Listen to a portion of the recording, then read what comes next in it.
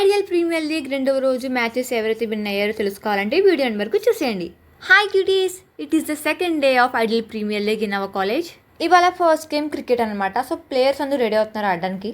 ఇంకా క్రికెట్ ఆడడం కూడా స్టార్ట్ చేశారు. ఇవాళ జరిగిన మ్యాచెస్ ఎవరి మధ్య అంటే victory wipers versus super Kings అనమాట.